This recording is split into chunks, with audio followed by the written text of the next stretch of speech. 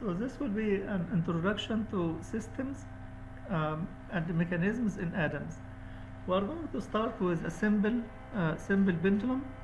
We are going to build a body that is composed of more than one graphics entity, and also are going to demonstrate how can we do some Boolean operations for the geometries to construct a body. Those are new topics for the pre-processing of the bodies, so I'd like to cover them today. Also, we'll attach our body using a revolute joint. So we'll learn how to create a revolute joint, and also would like to add an angle measure. This angle measure is going to be used for measuring the rotational angle of this pendulum. Also are going to learn something in the post-processing. So we are going to do what we call it fast Fourier transform for the motion of our pendulum.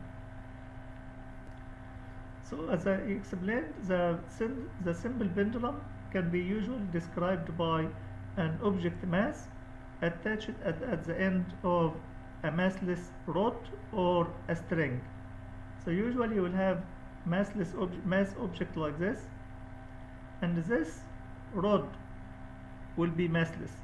The rod will have length L, and this mass will be subjected to the weight.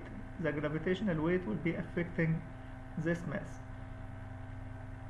The angle of this pendulum is measured from the horizontal, could be measured from the horizontal x-axis as angle theta like this. Now, if you consider this as a single body, for us as mechanics of machines, or a machine system or a mechanism system, we consider this mass and this link as one body, and then this body is attached to the ground with a revolute joint here. So this point we can call it O2.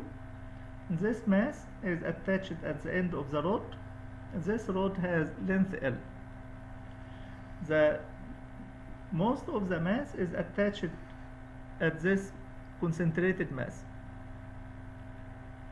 Now, the equilibrium position for this mass will be the vertical position right here. If we displace this mass from the initial position, from the equilibrium position, and let it go, this mass is going to oscillate. Why it will oscillate?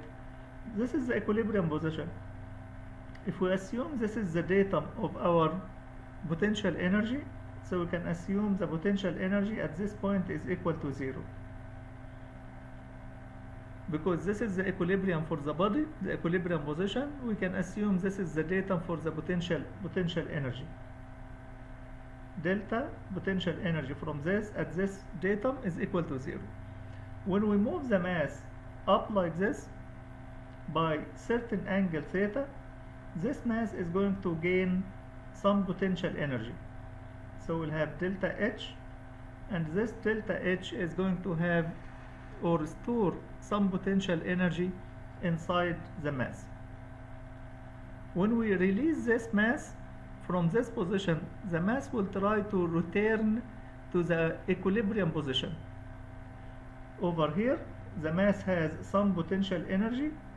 This potential energy is equal to mgh. So this mass is going to try to release the potential energy and return back to its original position. So it will start moving from this position, trying to reach this equilibrium. While the mass is moving, it will start gaining kinetic energy until it reaches this equilibrium here. At this equilibrium, we will have the potential energy will reach 0 again, but this amount of energy that we already stored in the mass due to this displacement will be converted into kinetic energy. So over here we will have kinetic energy, which will be equal to half m times v squared. And this potential kinetic energy is going to be exactly the same as the amount of potential energies that we stored. Because this system is considered as a conservative system, there will be no energy loss. So we store this amount of potential energy when we move the mass to this position, and then when the mass started to move, it will convert this potential energy to an equivalent kinetic energy, which is mv squared.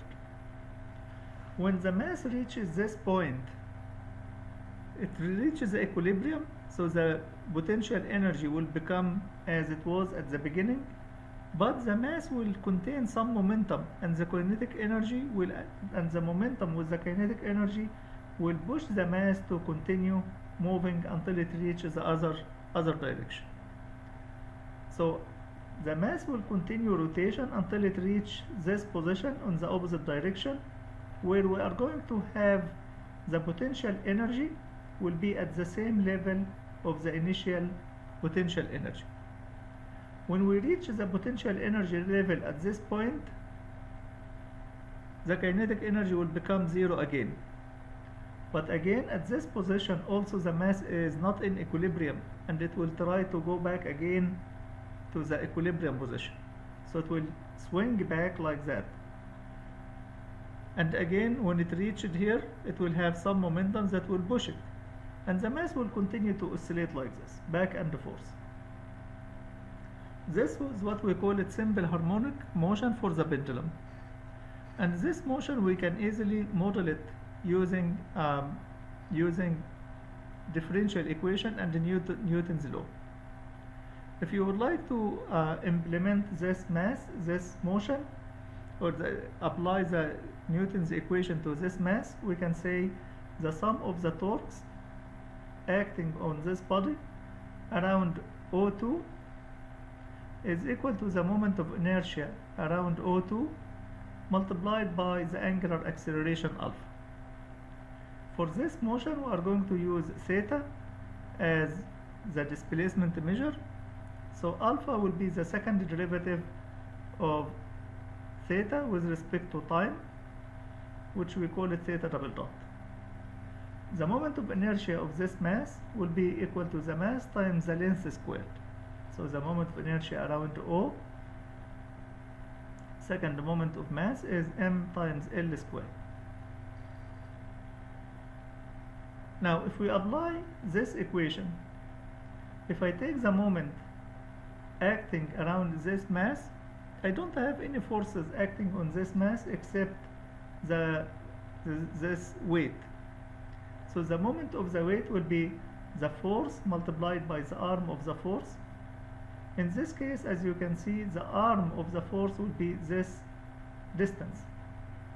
So I will have this weight is going to act in the counterclockwise. So I can write the moment is equal to minus mg multiplied by this distance, and you can say this distance is L sine theta. So this mg times L sine theta is equal to the moment of inertia ml squared times theta double dot. I can move this on the other side, so I will have ml squared times theta double dot minus mg times L sine theta equal to 0. As you can see, I can cancel m from both sides, and also I can divide by 1L. So I can have, I'm sorry, this will be plus. So I will have theta double dot plus j over L times sine theta equal to 0. And this is what we call it the equation of motion of this system. If you would like to solve the equation of motion of this system, you will have this sign. And this sign is going to make your differential equation nonlinear differential equation. At this level, it's difficult to solve this differential equation, so we can assume small theta. So assume small angle of oscillation. Theta is small. If theta is small, we can approximate sine theta equal to approximately theta. So in this case, we can get the equation of motion can be reduced to square root sine theta, replace sine theta by theta. And this is a second order differential equation, and you learned this second order differential equation can be solved by saying theta of t will have magnitude A sine omega n t plus phi, where A and phi are determined from the initial conditions.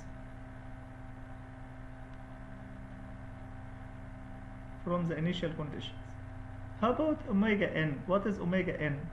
Omega n is actually what we call it the natural frequency, and omega n will be equal to square root of j over L. So this will be our natural frequency. And what is this natural frequency represent? It will represent the period of oscillation of our mass. So we know that omega n is in radian per second. From this I can say omega n is actually equal to 2 pi times the frequency, or 2 pi divided by tau. So from this I can determine tau, the period of oscillation of our system, will be equal to 2 pi over omega n. And omega n is the square root of j over L. So I can say the tau, the period of oscillation, is equal to 2 pi over square root of j over L. Or I can write it as 2 pi square times the square root of L over j. So what we would like to do now is basically build this model in ADAMS. This model will consist of this link that will be very small, that will have very small mass, and this link will have sphere attached at the end of the mass, and then we have this link is attached at the origin with a revolute joint, and then this link is going to oscillate back and forth. Okay. After the broad processing, we are going to plot the angle of displacement, and then we are going to analyze this angular displacement in order to measure the frequency of our oscillation. So we're going to start a new model on ADAMS. I'm going to start a new model. I'm going to call this model simple pendulum, simple underscore pendulum.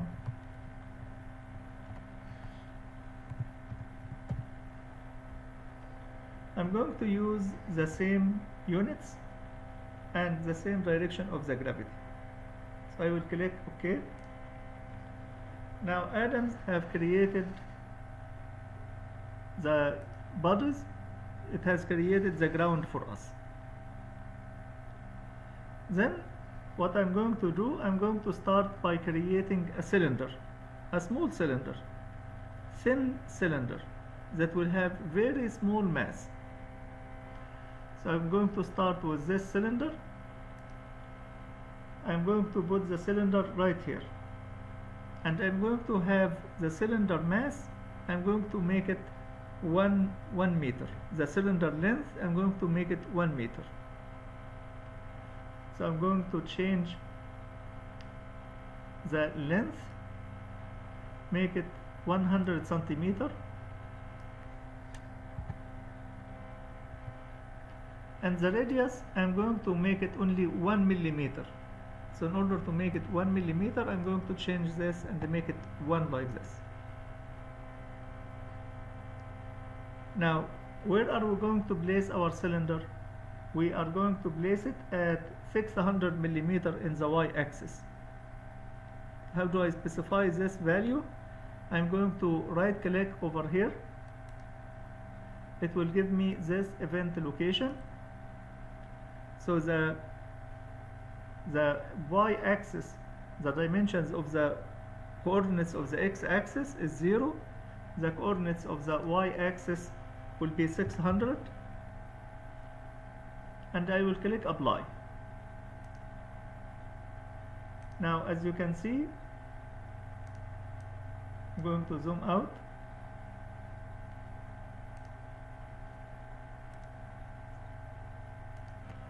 Zero, 600,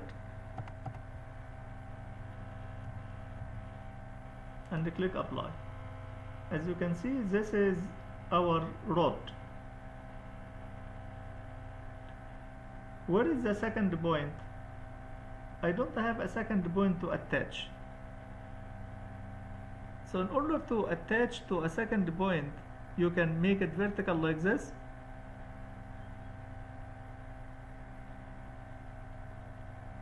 or you can make it inclined like this. I'm going to assume that I'm going to have the pendulum vertical at the beginning like this.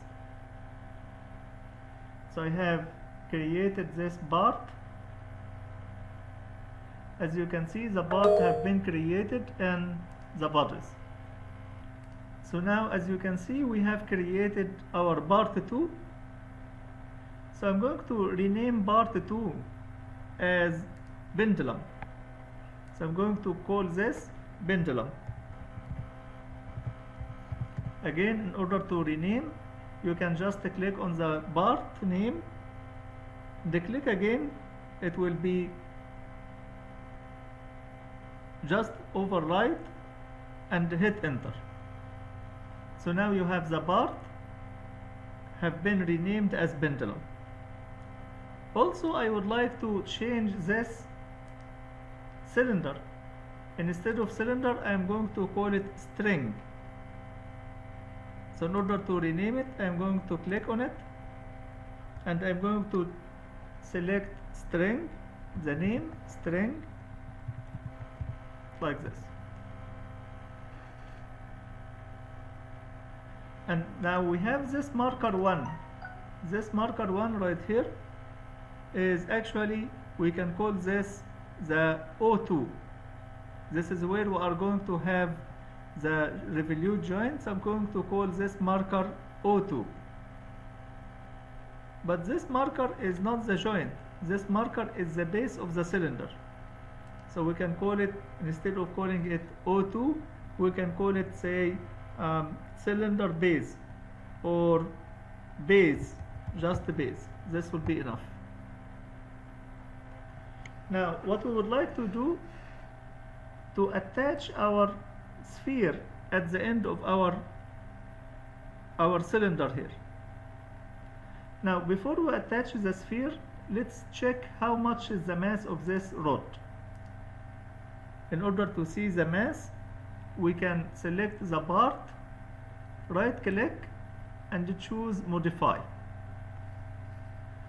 Here is the mass properties is calculated from the geometry and material type. By default, Adams is choosing steel. So I'm going to check how much inertia do I have. So I'm going to ask Adams to show me the calculated inertia. Click on this button. As you can see, this is our calculated inertia. How much is it? It's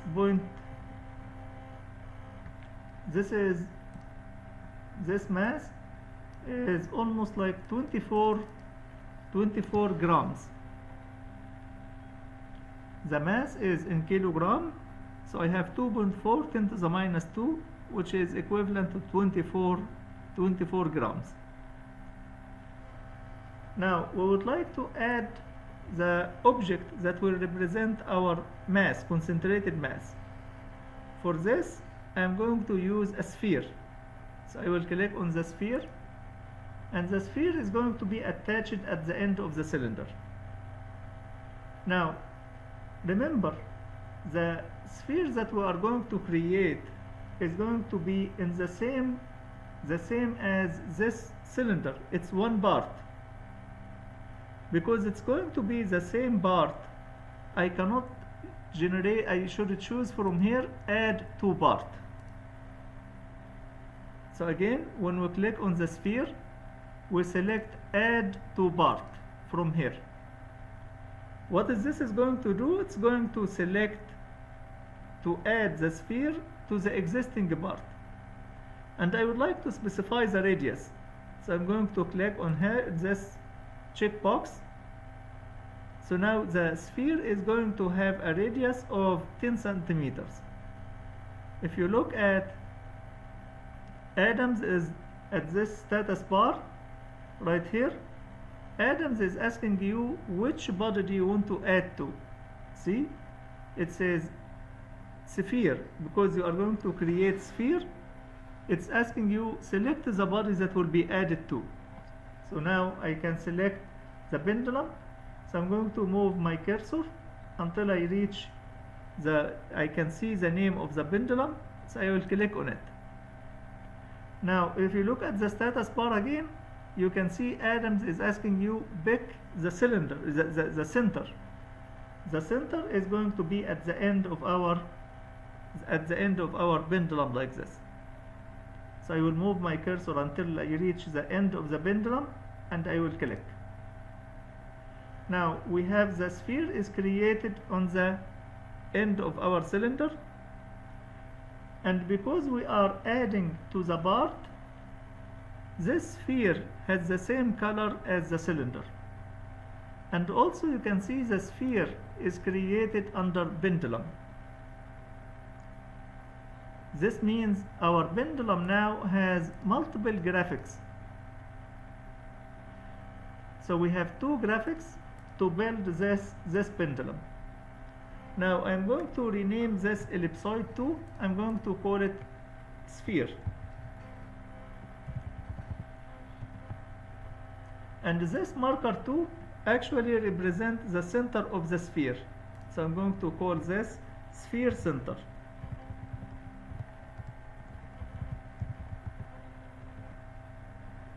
Now, as you can see, this sphere, we choose large diameter for this sphere in order to make sure that it will have most of the mass.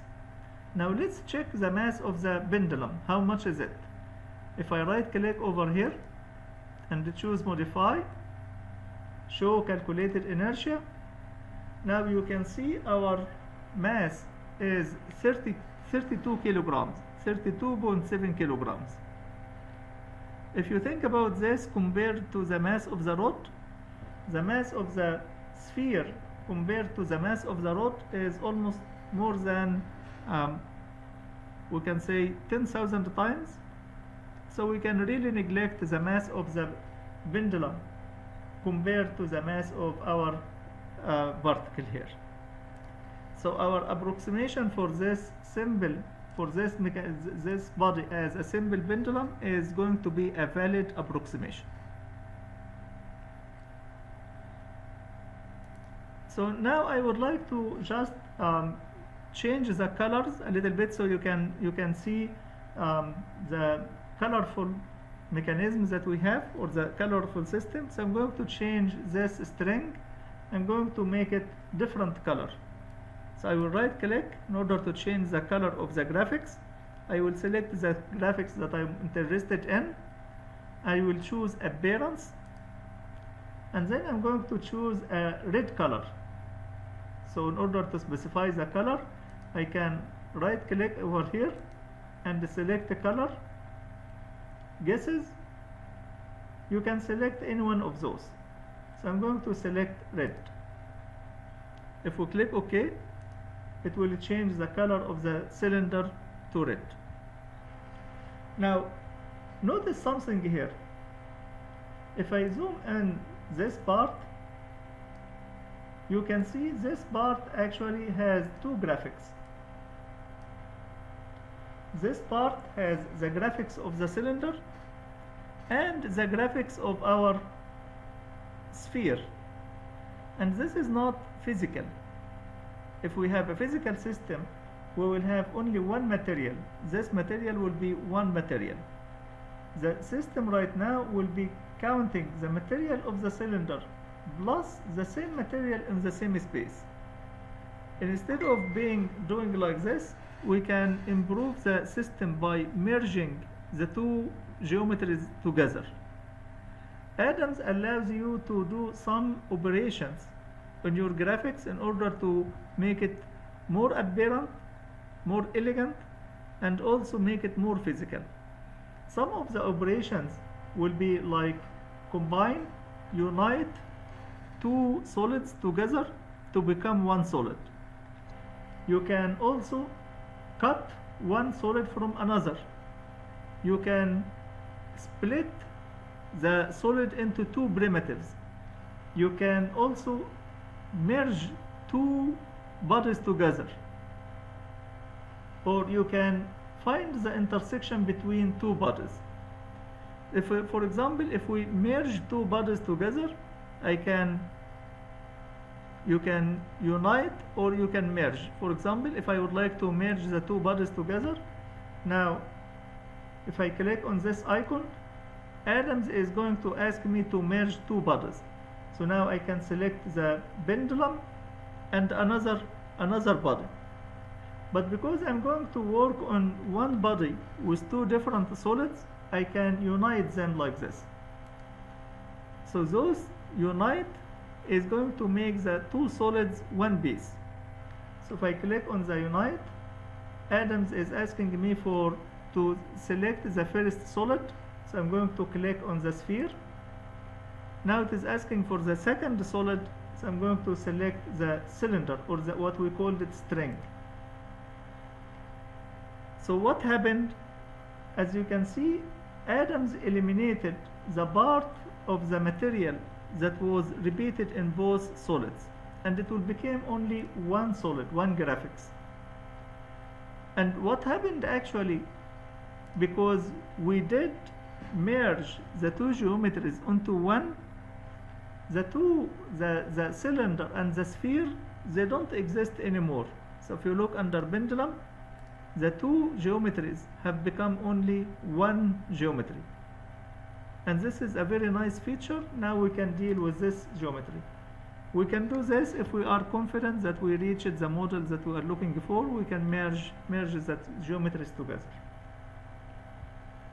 At this point, I would like to save my model so I don't lose the information that I have created.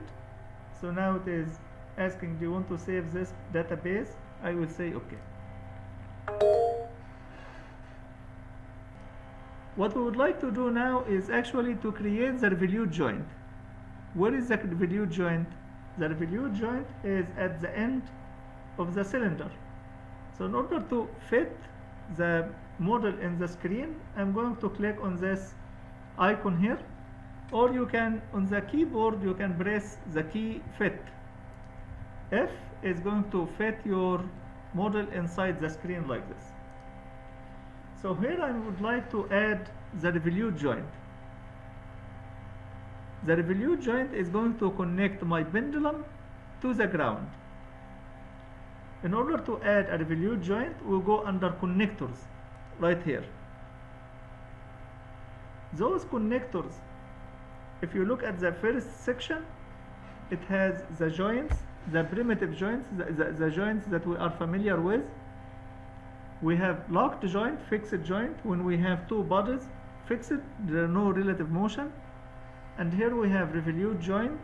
Here we have prismatic joint.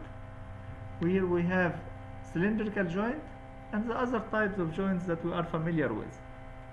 The other sections here, we have primitive joints, we have couplers, and we have different types of special constraints.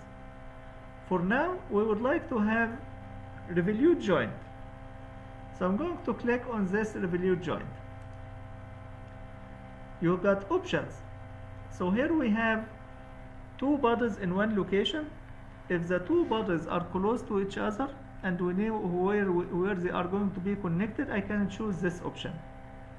There is other options. If the two bodies are not close to each other, I can choose the second option here, two bodies with two locations. We will work on this later on, but for now we will leave the first option as is. Now, the axis of rotation of our revolute joint, you can choose to be normal to the grid, and most of the time this will be the case. Most of our 2D mechanisms, it will be normal to the grid. If you are working with a 3D mechanism, usually you can pick an axis of rotation for your mechanism. And here we have two bodies that we are going to pick. So now, if you look at this center right here, this status bar right here, you can see the message coming from Adams. So now it says you are going to create a revolute joint using the option 2 bodies 1 location. If you read what is written, normal to the grid, now it is asking to select the first body. Now I'm going to move my cursor. We have only 2 bodies. One is the pendulum body and the other one is the ground. When you move your cursor close to one of those bodies, you can see the name of the body is selected. Now because the ground is selected, I can click. Adams is going to use the first body as the ground. Now it is asking me select the second body. So I will move my cursor closer to the second body, pendulum, until I see the name. I will click. Now Adams is asking where is the location of this joint. The location of the joint is going to be right here. So I will move my cursor until I reach the marker where I want to attach. We want to attach it to this base marker on the cylinder. So we're going to move until you see the name of the marker right here. I will click.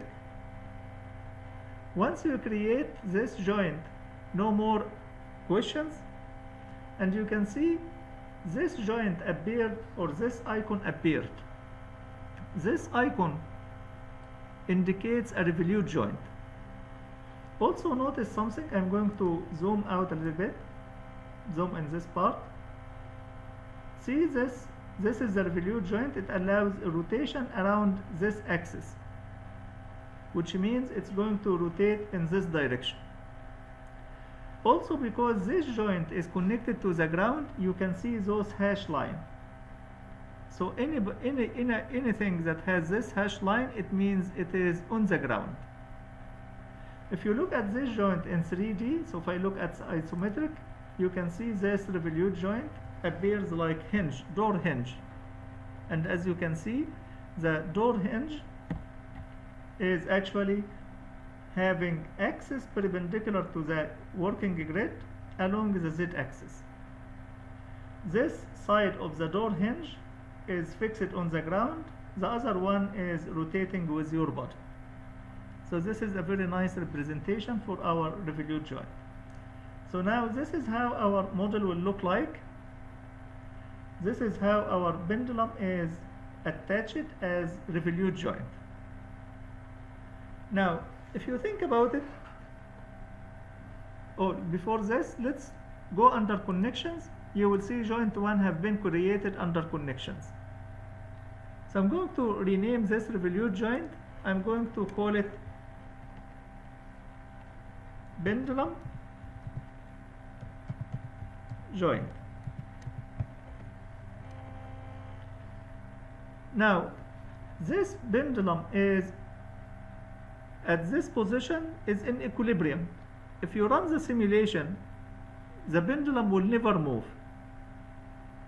So now assume I would like to give this pendulum initial condition. And so what do you mean by initial condition? I would like to give it some initial angle. So instead of being vertical like this, I would like to give it initial angle, say 30 degrees. How can I do this?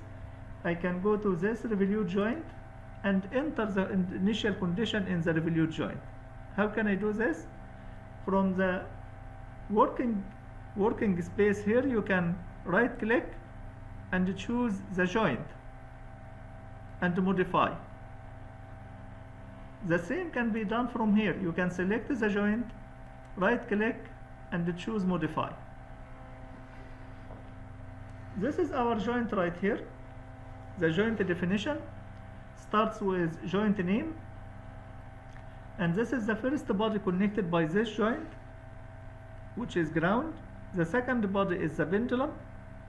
The type of the joint is revolute. You can impose motion, which means you can drive this joint by adding something like a motor, or you can add initial conditions. So this is what I would like to add. I would like to add initial condition to this joint. So if I click here, this is the joint, and you would like to add rotational displacement. So I will add right here, click on this, and add, say for example 30 degrees, or I'm sorry, this is a small angle, so let's make 10 degrees. Now I will click OK, so it will apply the initial condition to this joint. I will click OK again to close this window. Now this joint have 10 degrees initial condition. Let's run the simulation and see what will happen. So if I go to simulation, I can click on the interactive simulation here. I'm going to use 5 seconds and number of steps. Let's make this 500. Now, because we are at this point, we don't see the initial conditions. Is there is a way that we can show the initial conditions? Actually, if you click on this icon here, this icon is going to put the system in the initial conditions that we are looking for. Again, when you start your model, you added initial conditions and you don't see them. I would like to see the system with the initial conditions. Over here, you can click on this icon and it will show you the system with the initial conditions. Oh, but assume I would like to start from the other side. And instead of 10 degrees in this side, I'm going to start in the other side. Okay, we can change the direction by adding the minus to our initial condition. So I can go again to our pendulum joint, right click and choose modify. Initial conditions are here. Initial rotational displacement, I will make it minus 10. Click OK. OK again. Now we have assemble the model. It will go the other direction. Now I would like to start my simulation. You can start your simulation by doing the assembly right here. So you do the assembly and then run the simulation. Or you can run the simulation. ADAMS is going to apply the initial conditions internally and start the simulation from these initial conditions. Both of them will work. If you would like, or if you are interested only on the initial condition, you can use this button. If you are interested in the initial conditions and simulation at one time, you can click on this button. So now, as you can see, it was assembled and now it is running. So let it work for 5 seconds and you can watch the motion. As you can see, is going back and forth as we expected. Now the simulation have been completed. I would like to see the angle. Where is our angle? I didn't see the angle. I would like to measure the angle. So how do we measure the angle? There is a new feature in ADAMS, a different feature that in ADAMS that will allow us to measure the angle. So how do we measure the angle actually? The angle is measured between two vectors. So what are those two vectors? I can measure one vector which is defined between the global and the joint. The other vector is this pendulum. So if I assume I can have the pendulum like this, so I can measure the angle from here to here as one vector, and from here to the origin as one vector. Let's do this. How can I generate this angular measure? We can go to this design exploration right here, and over here this is the angle measure. If I click on the angle measure, Adams is going to ask me pick the tip of the first vector. So we're going to pick the first vector right here, the pendulum center of mass. Now Adams is asking pick the corner of the two vectors. So I'm going to take the corner right here. But I won't like to have the corner on the ground itself. So I'm going to pick the ground marker 3. How did I get this? I will right click in this area. It will show me all the markers in this area. So I will select ground marker 3. And then OK. And then I would like to take the ground origin right here. So I will click at this point. Now I will run the simulation so we can get the angle. As you remember, we can update the graphics or run the simulation only. So I'm going to uncheck this box so we can get the simulation to run fast. Run it again. And here you go. This is our angular displacement for this mechanism, for this pendulum.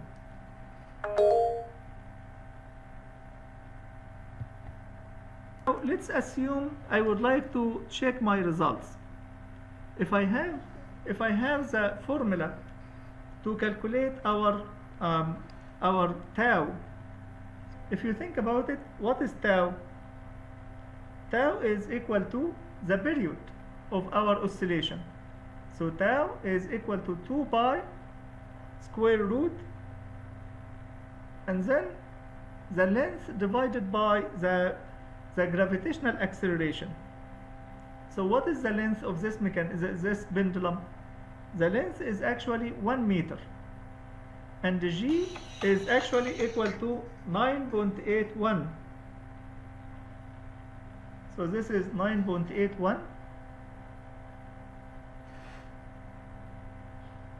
So you can think of this will be equal to 2 pi